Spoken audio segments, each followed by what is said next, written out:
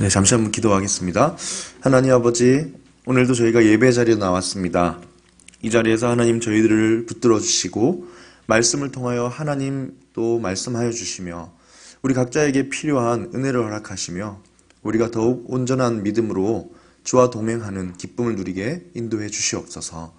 예수님 이름으로 기도합나이다. 아멘. 네, 4부 예배에 오신 우리 성도님들 또 청년 여러분 주님의 이름으로 환영합니다.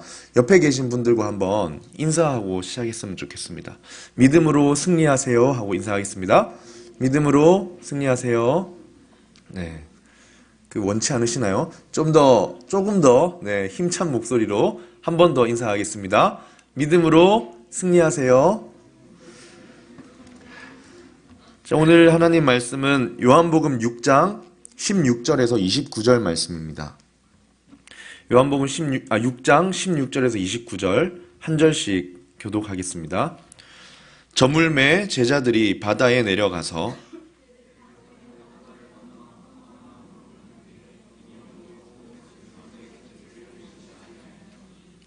큰 바람이 불어 파도가 일어나더라. 제자들이 노를 저 10여리쯤 가다가 예수께서 바다 위로 걸어 배에 가까이 오심을 보고 두려워하거늘 이르시되 내니 두려워하지 말라 하신대 이에 기뻐서 배로 영접하니 배는 곧 그들이 가려던 땅에 이르렀더라.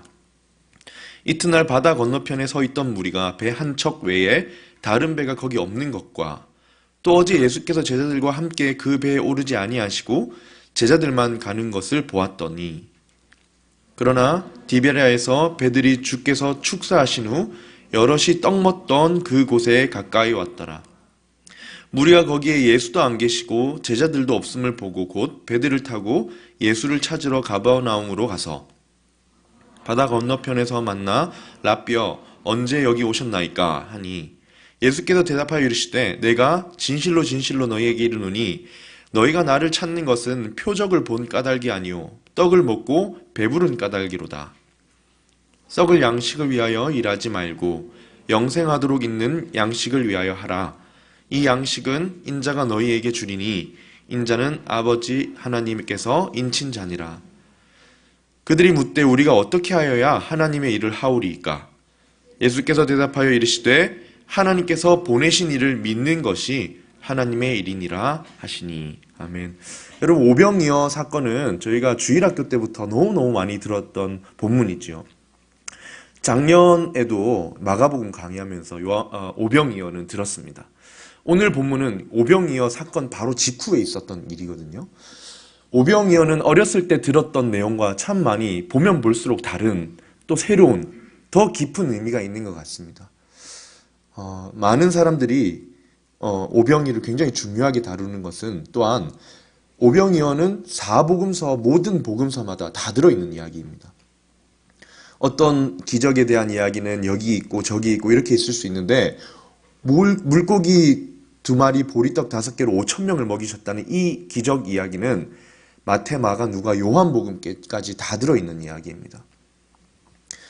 그만큼 중요한 것이죠. 그리고 오병이어에 보면 어떤 사람들이 나옵니까?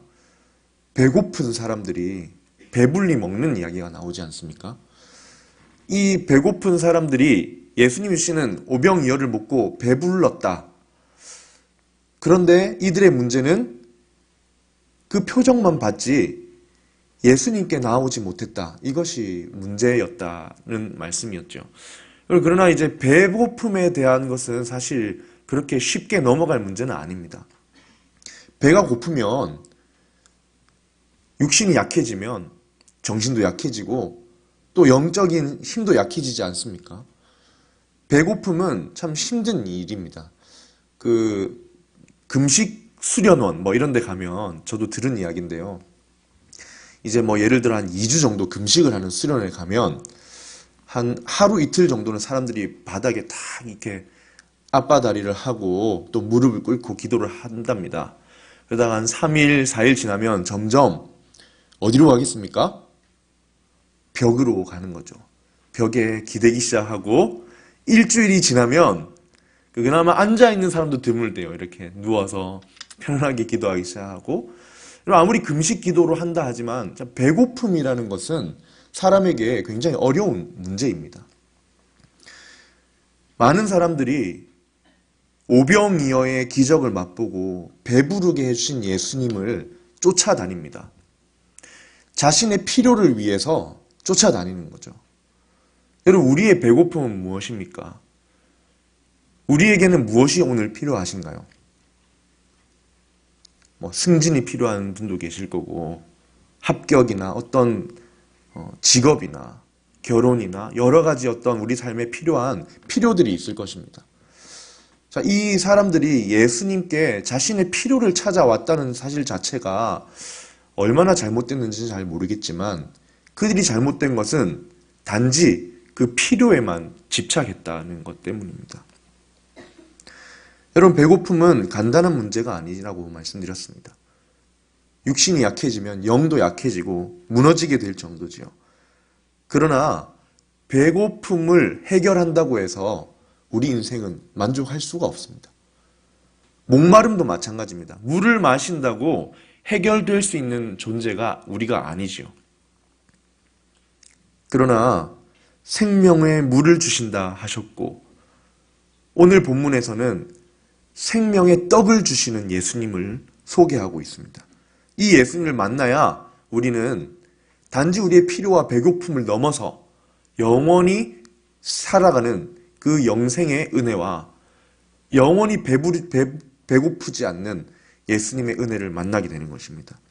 이것이 사마리아 여인에게 주셨던 은혜였지요. 그리고 오늘 오병이어 기적을 통해서 보여주는 하나님의 은혜입니다. 여러분, 제가 말씀드렸다시피 표적은 표적 자체에 큰 의미가 있는 것이 아닙니다.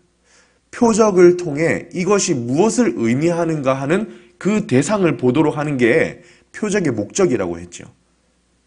표적 자체를 그렇게 디테일하게 다루지 않는 이유도 거기에 있는 것입니다. 표적을 통해 행하시는 이 예수님이 어떤 분이신지를 사람들에게 계속 전달하고 있는 겁니다. 그런데 오늘 본문에 나오는 수많은 사람들과 심지어 예수님의 제자들이라는 사람들까지도 오병이어의 기적을 바로 눈앞에서 보고서도 예수님을 발견하는 것에 실패했습니다. 여러분, 이것이 전해 들은 이야기가 아니에요. 우리처럼 말씀을 통해 예수님이 이렇게 하셨다고 들은 게 아니라 직접 눈앞에서 봤습니다. 백문이 불여일견이라고 한 번 보는 것이 얼마나 큰 힘이 있습니까? 자, 눈앞에서 예수님께서 떡을 가지고 기도하시더니 이 떡을 떼주시는데 끝이 없이 나오는 거예요. 이것을 보고도 그 뒤에 나타나는 모습은 뭐냐면 예수님을 제대로 이해하지 못하고 배부르게 해줬다는 그 성취감과 승리감, 그것 때문에 예수님을 따라가려는 영적으로 어두운 사람들의 모습을 보여주고 있습니다. 예수님은 표적을 통해서 지금 내가 이 땅에 생명을 주러 온 생명의 떡이다. 너희는 나를 따라와야 된다. 이것을 보여주고 계신데 영적으로 어두운 사람들은 표적만 주목했던 것입니다. 여러분, 그렇다면 예수님을 쫓아온 무리들은 그렇다 하더라도 그 제자들은 좀 달라야 하지 않습니까? 이게 한 번, 두 번 본 게 아니라 사실 지금까지 수차례 예수님이 귀신도 쫓아내시고 병든 자들도 고쳐주시고 오병이어로 먹여주시고 이 모든 일들을 가장 가까이에서 본 사람들이 제자들 아니겠습니까? 그러면 적어도 이 엄청난 기적을 보면 야, 이분이 누구시길래 이렇게 놀라운 일을 행하시나, 또 왜 이런 일은 왜 보여주실까, 한 번쯤은 그 의문을 가지 않겠습니까? 그런데 어떻게 믿음이 없어도 그렇게 없을까? 이런 생각이 들었습니다. 그러면서 한 가지 생각이 드는 것이 어쩌면 이 표적이라는 것이, 예수님이 베풀어 주신 이 표적이라는 것이 그들에게 너무나 필요했던 거이기 때문에 거기에만 집착하게 된 건 아닐까? 이런 생각이 들더라고요. 너무 원했습니다. 이 민족들은 너무 배고픈 사람들이었어요. 로마 제국의 압제 아래에서 무거운 세금을 내야만 했고 먹고 살 길이 막막한 그런 사람들이었던 겁니다. 자, 이런 사람들에게 배고픔이란 건 굉장히 큰 문제였고 삶의 큰 필요였던 거죠. 이것을 해결해 주셨는데 너무 필요한 것을 얻었기 때문에 거기만 집착하게 된 것은 아닐까. 표적이 보여주는 참 의미가 무엇인지를 봐야 되는데, 표적이 행하신 그 예수님이 누구신지 그 의미가 보여주는 그 대상을 바라봐야 되는데, 내가 가진 필요를 가지고 필요에서부터 그 표적을 바라보니 참 의미를 알지 못하고 내가 원하는 대로 생각하고 바라보게 되는 것이죠.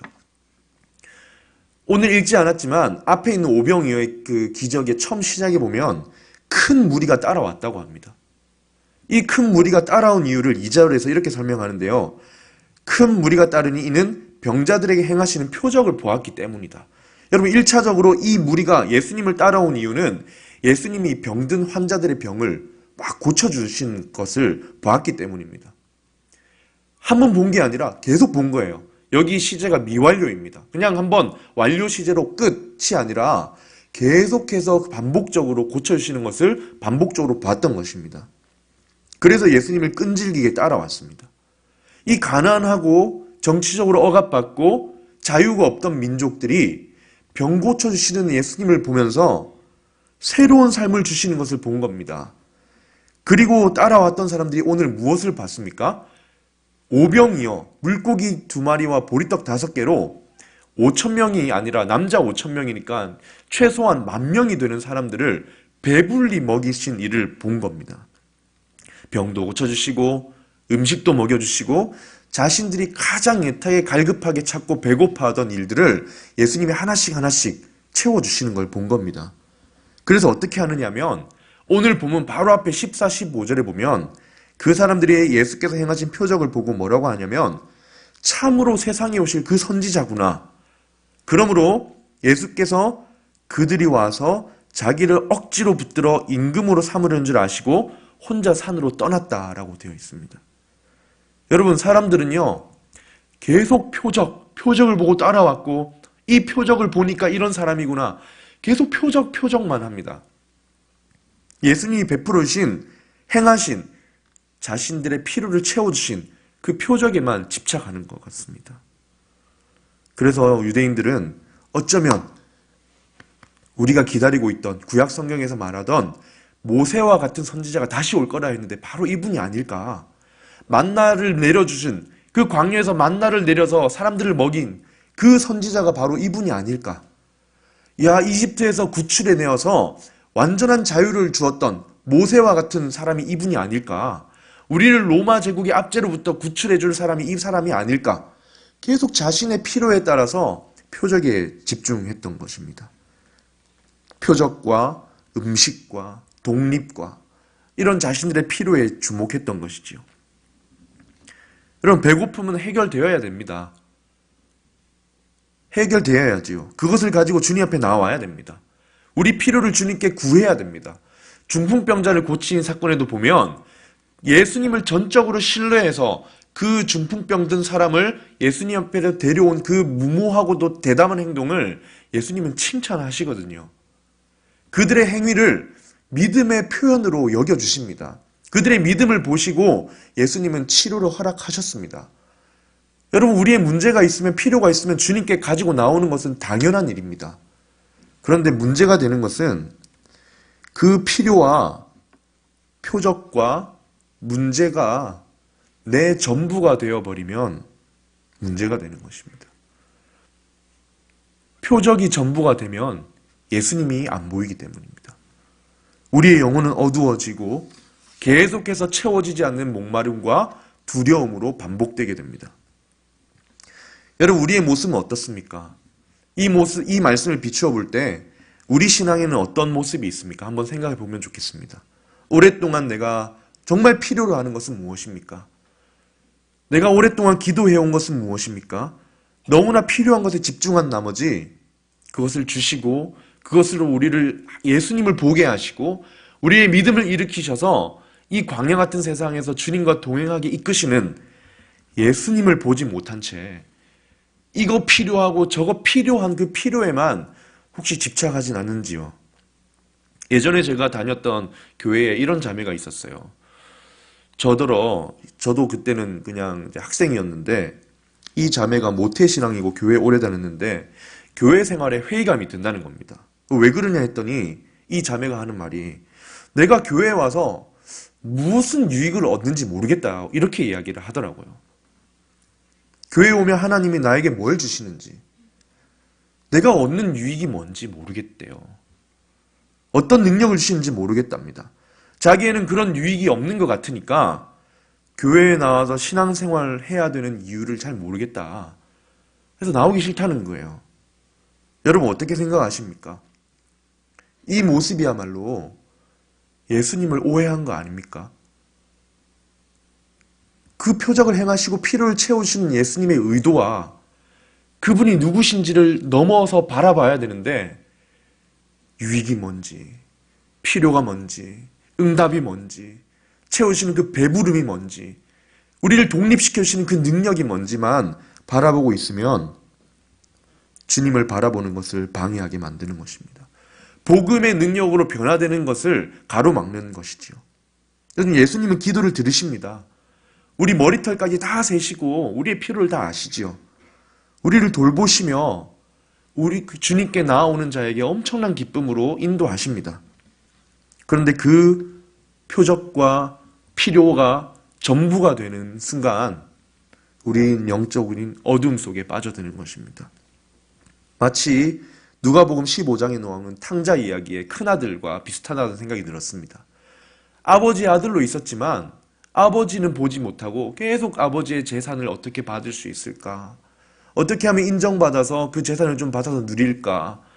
이미 자신이 누릴 수 있는 아들로서 가지는 그 평안함과 기쁨과 교제에서 얻을 수 있는 축복은 깜깜무소식인 거예요. 그리고 그냥 그 받을 수 있는 필요, 재산, 인정받는 거 거기에만 목을 메고 있으니 기쁨이 없는 것이죠. 아버지에게 관심이 없었기 때문 아니겠습니까? 우리는 어떻습니까? 여러분 요한복음에서 보여주는 예수님은 어떤 분이라고 생각하십니까? 예수님만 믿으면 내가 배고플 때 배가 부를 것이고 예수님만 믿으면 내가 시험만 치면 합격할 것이고 예수님만 믿으면 내가 지원하면 승진할 거고 예수님만 믿으면 다 될 거야. 다 채워질 거야.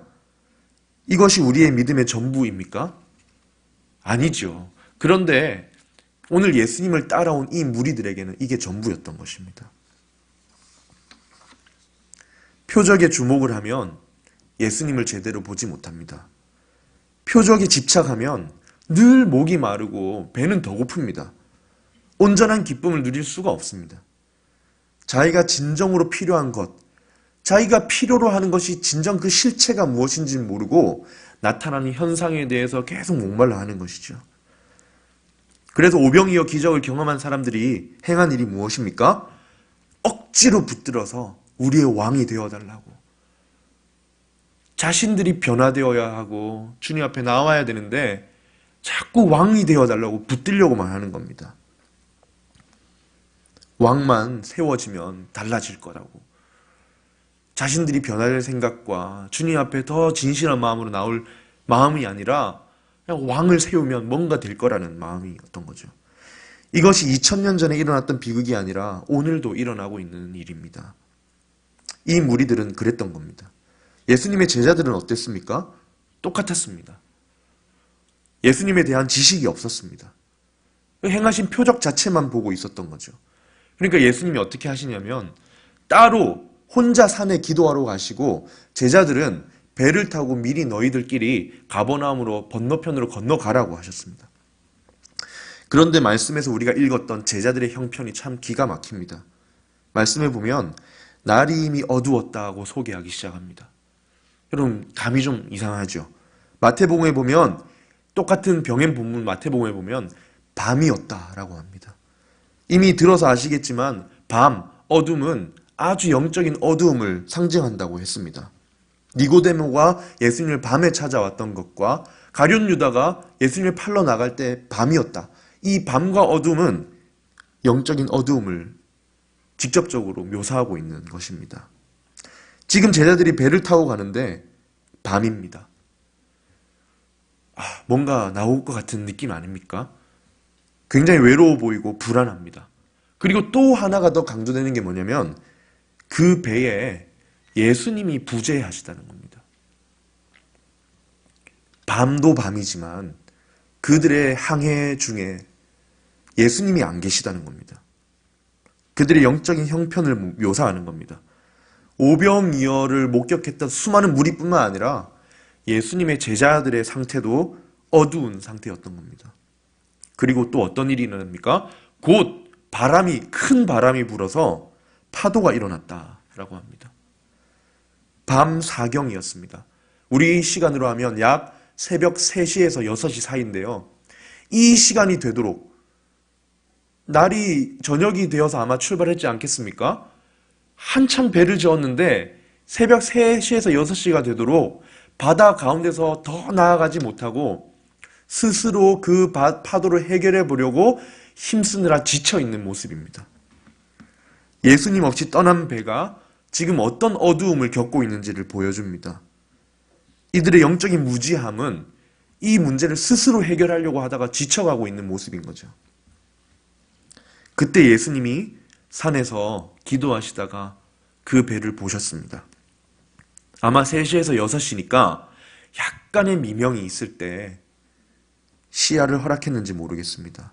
산 위에서 내려다보니 파도가 막 치고 바람이 휘몰아치고 있는데 바다 한가운데서 이리 가지도 저리 가지도 못하고 힘겹게 노젓고 있는 그 배를 본 것입니다. 그리고 다가오십니다.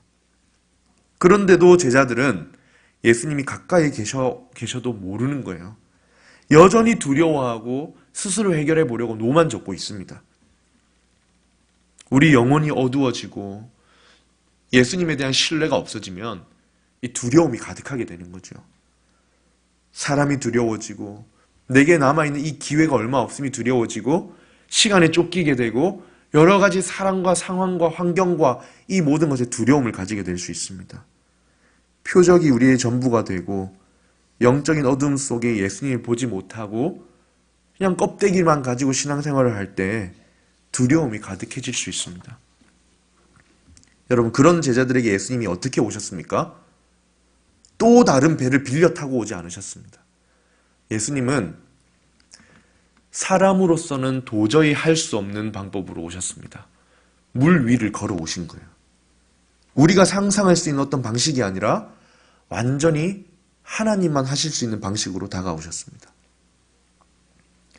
그러나 제자들은 어떻습니까? 두려워했죠. 마태복음에 보면 유령이 아니냐 하면서 막 온몸에 털이 다 서는 것처럼 두려움을 느끼고 놀랐다고 합니다. 오늘 본문 19절에 보면 제자들이 노를 저어 10여리쯤 가다가 예수께서 바다 위로 걸어 배에 가까이 오심을 보고 두려워하거늘 이라고 합니다. 영적으로 어둡고 무지하면 예수님이 다가오시고 가까이 계시는데도 두려움을 갖게 됩니다.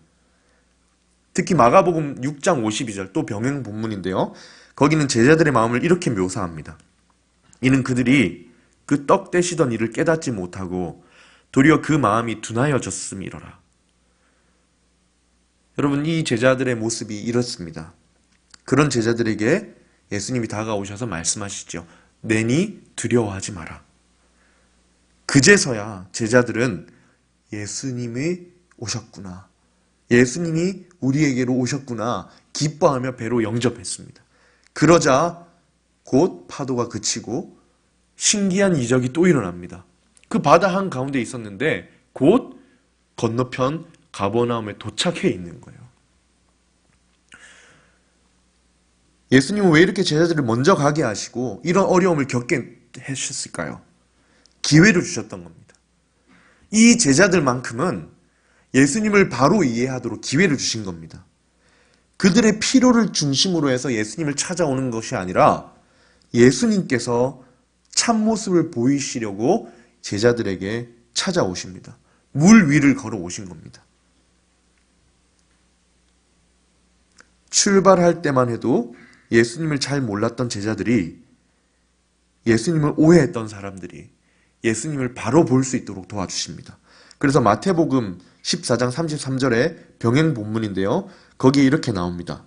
예수님이 딱 배에 타시니까 예수님의 참모습을 그제서야 알고는 배에 있는 사람들이 예수께 절하며 이르되 진실로 하나님의 아들이십니다. 이제서야 이렇게 고백을 하는 거예요. 여러분, 예수님이 이렇게 우리가 온전히 예수님을 알 수 있도록, 볼 수 있도록, 이해할 수 있도록 기회를 주려 하십니다. 그리고 믿음을 요구하시죠. 너가 가지고 있는 그 필요 나한테 가지고 와. 그러나 그 너머에 누가 역사하고 있는지, 우리를 인도하고 계신 주님이 누구신지를 보라고 하십니다. 마치 이거를 내려놓고 내가 잘 해내야 된다는 이 주먹으로 꽉 쥐고 있는 내 필요와 욕망을 내려놓으면 실패할 것만 같은 두려움이 들지만 우리의 계산기를 치워버리고 하나님 앞에 내려놓으라 하십니다. 하나님의 섭리와 우리를 향한 계획과 인도하시는 은혜를 신뢰하고 따라가 보라고 하십니다. 그러면 내가 이루려고 했던 때보다 훨씬 더 큰 기쁨과 은혜를 만날 수 있기 때문이지요. 이렇게 밤사이에 제자들은 다시 예수님을 만났습니다. 하나님의 아들이신 예수님, 마치 홍해를 가르시고 그 홍해 바다의 두려움 앞에서 건져내신 하나님의 능력과 같은 예수님을 본 것입니다.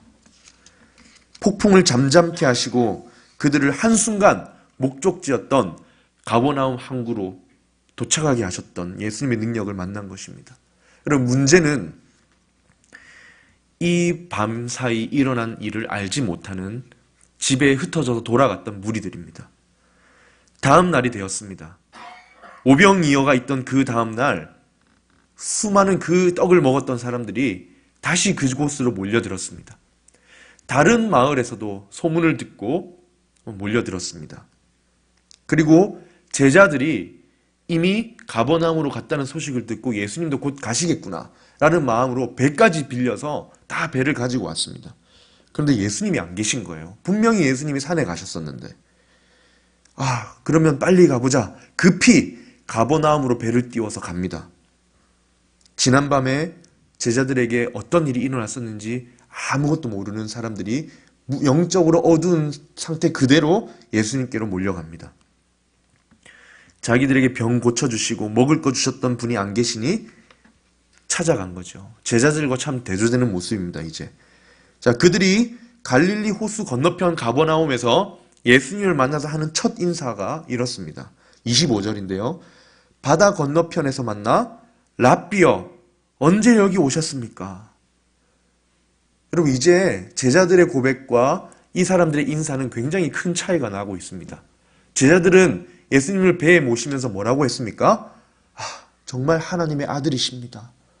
라고 엎드려 경배했었던 제자들과 달리 이 급히 배를 타고 막 사람들을 모아서 소문을 내서 인원 동원해서 온 사람들은 랍비여, 언제 여기 오셨습니까?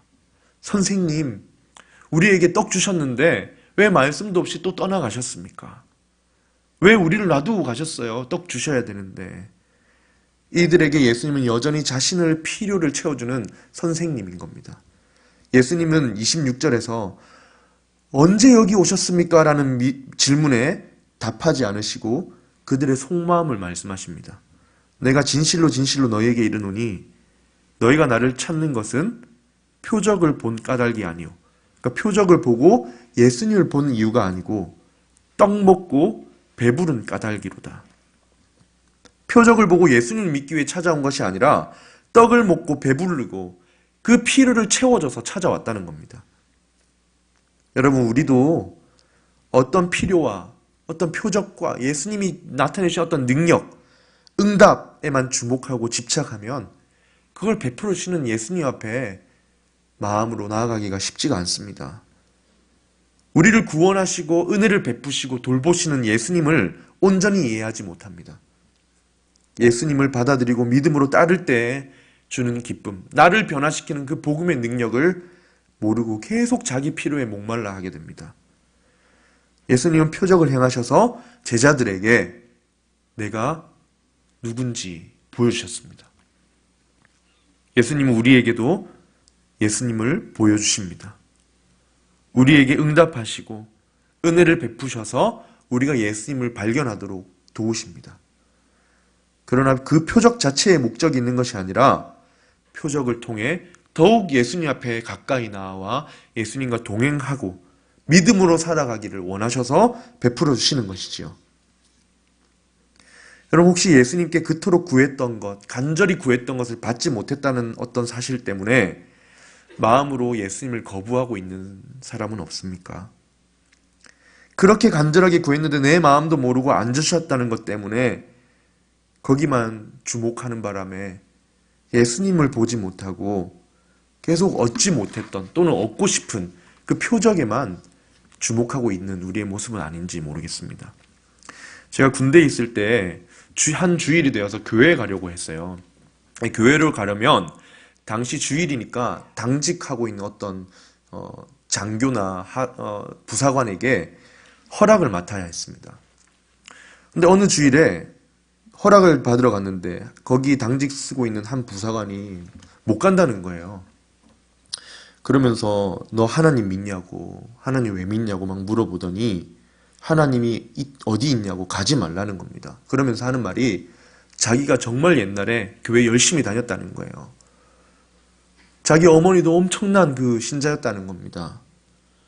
자기가 얼마나 열심히 했는지 아냐면서 그 청소년 때 이야기를 하더라고요. 그러면서 본인도 예전에 하나님 믿었는데 이제는 하나님 믿는 사람이 정말 밉다는 거예요. 싫다고 합니다. 그러면서 하는 말이 그렇게 간절하게 기도했던 제목이 있는데 하나님이 안 주셨다고 합니다. 그렇게 간절하게 기도했던 필요가 있었는데 하나님이 그걸 안 주셨대요. 그래서 실망해서 하나님은 없다라고 스스로 판단을 내리고 교회 가기를 끊고 신앙생활을 끊어버리고 신앙생활을 하는 사람들조차 증오하는 사람이 되어 있었습니다. 물론 기도의 그 절실한 필요가 얼마나 절실했겠습니까? 그것이 응답되지 않았을 때 다가오는 아픔이 있다는 것을 알기에 그 마음 자체를 비판할 마음은 없습니다. 그러나 오늘 말씀에 나오는 무리들처럼 하나님을 보지 않고 그 필요와 표적이 전부가 되어버리면 우리 신앙에 큰 어두움을 가져오고 문제가 된다는 것입니다. 그것에만 집착하면서 그것을 인도하시고 주관하시고 베풀어 주시는 예수님을 바로 이해하지 못하고 장애가 오고 방해가 있을 때 떠나가 버리게 되는 것입니다. 그럼 예수님 어떤 분이십니까? 27절에서 예수님은 영생을 얻기 위해서는 나를 찾으라고 하십니다. 28절의 무리들은 예수님께 어떻게 하면 그 영생 얻기 위해서 하나님이 요구하시는 하나님의 일을 할 수 있습니까? 이렇게 묻습니다. 어떤 일을 해야 하느냐? 하나님이 요구하시는 일이 무엇이냐? 물었지만 어떤 일들을 해야 되냐고 복수로 물었지만 예수님은 딱 한마디만 하십니다. 나를 믿어야 한다고. 표적이 아닌 하나님이 보내신 일을 믿어야 한다고. 29절을 다시 한번 보겠습니다. 함께 읽겠습니다. 예수께서 대답하여 이르시되 하나님께서 보내신 일을 믿는 것이 하나님의 일이니라 하시니. 하나님이 우리에게 요구하시는 것이 무엇입니까? 곧 3월입니다. 우리에게 하나님 요구하시는 것은 무엇입니까? 믿으라 하십니다. 표적을 구하고 또 구하고 표적으로 우리가 영원한 생명을 얻고 구원 얻는 것이 아니라 그 표적을 베푸시는, 은혜를 베푸시는 예수님을 믿어라 하십니다. 이 믿음은 우리의 삶을 변화시키게 될 것입니다. 예수님이 35절에 이렇게 말씀하십니다. 예수께서 이르시되 나는 생명의 떡이니 내게 오는 자는 결코 줄이지 아니할 터이요 나를 믿는 자는 영원히 목마르지 아니하리라. 사마리아 여인이 생각나지 않습니까? 내가 주는 물은 영생하도록 솟아나는 샘물이 되리라. 같은 말씀하십니다. 내게 오는 자, 나를 믿는 자, 생명의 떡을 먹는 자는 영원히 배고프지 않고 영원히 목마르지 않을 것이다. 그럼 말씀을 정리하겠습니다. 우리의 삶은, 우리의 필요는 어디에 있습니까? 오늘 말씀 마지막에 66절에 보면요. 이 사건이 있은 이후, 이때부터, 이 이후부터 그렇게 많이 따라다니던 제자들 중에 많은 사람이 떠나가고 다시 예수님과 함께 있지 아니하더라. 이렇게 나옵니다. 아, 내 필요를 채워주는 그런 사람이 아니었구나. 이것을 안 사람들은 예수님과 함께 다니지 않게 됩니다. 예수님을 누구신지를 본 제자들 외에는, 그 12제자들 외에 많은 사람들이 예수님을 떠나서 가버렸습니다. 그리고 예수님이 바로 그 다음 절에 물으십니다. 12제자에게 너희도 가려느냐? 그때 베드로가요, 멋지게 대답합니다. 예수님, 영원한 생명을 주는 말씀이 주님께 있는데 우리가 어디로, 누구에게로 가겠습니까? 예수님이 하나님의 거룩하신 아들이심을 우리가 믿고 따르겠습니다. 여러분, 이제 곧 3월입니다. 새로운 또 삶이 펼쳐지고 새로운 일들이 다가올 것입니다. 우리 눈을 들어서 예수님을 바라보고 예수님을 따라갔으면 좋겠습니다.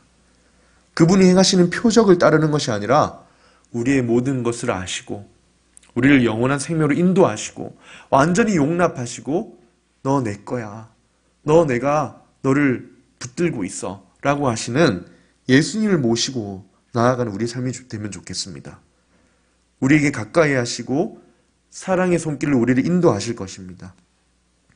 내가 가진 두려움과 필요와 이 모든 것들을 주님 앞에 내려놓고 온전히 따르는 삶을 결단합시다. 두렵지만 더 큰 기쁨을 누리게 될 줄로 믿습니다. 우리 시간 함께 찬양할 텐데요. 다시 복음 앞에라는 찬양입니다. 우리 찬양할 때 다 같이 일어나서 하나님 앞에 한번 같이 고백했으면 좋겠습니다.